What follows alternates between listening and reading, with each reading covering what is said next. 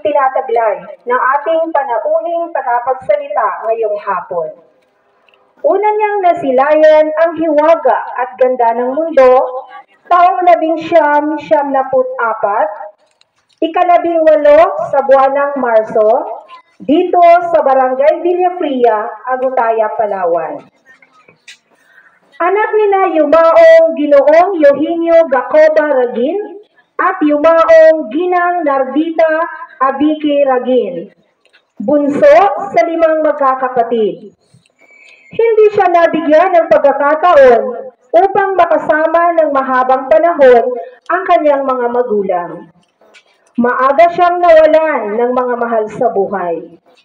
Ngunit ganun pa man, may mga taong sadyang itinadhana ng Diyos upang kumalinga at gumabay sa kanyang paglaki.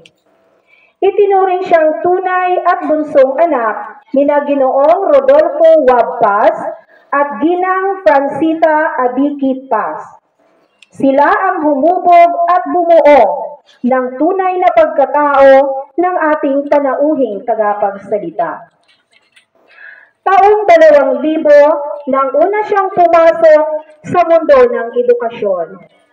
Dito sa ating paaralan, ang paaralang elementarya ng Villafria, at nagtapos taong 2006 ng may karangalan.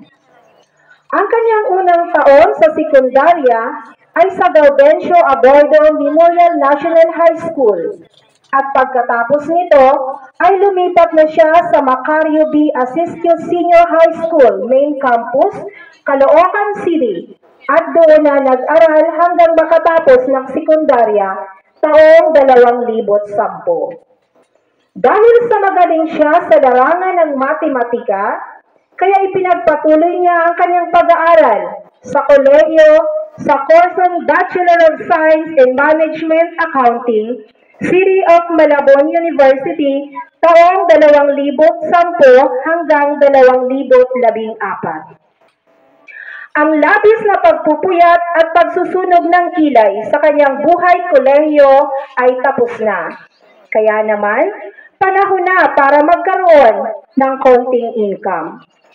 Una siyang nakapagtrabaho as Treasury Assistant sa DMCI Homes Head Office ng halos 3 taon.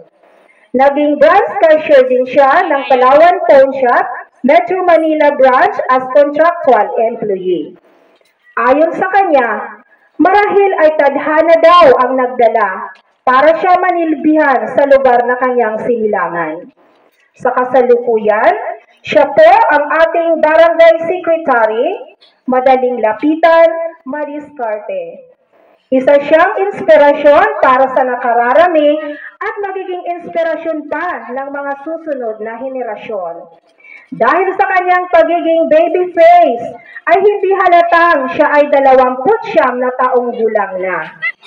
Mga nagsipagtapos, mga bisita, at sa lahat po ng naririto, ang ating panauhing tagapagsalita ngayong hapon ay walang iba kundi ang Kuya Bray ng Barangay Villafria, Mr. Mark Brian Abike Ragin.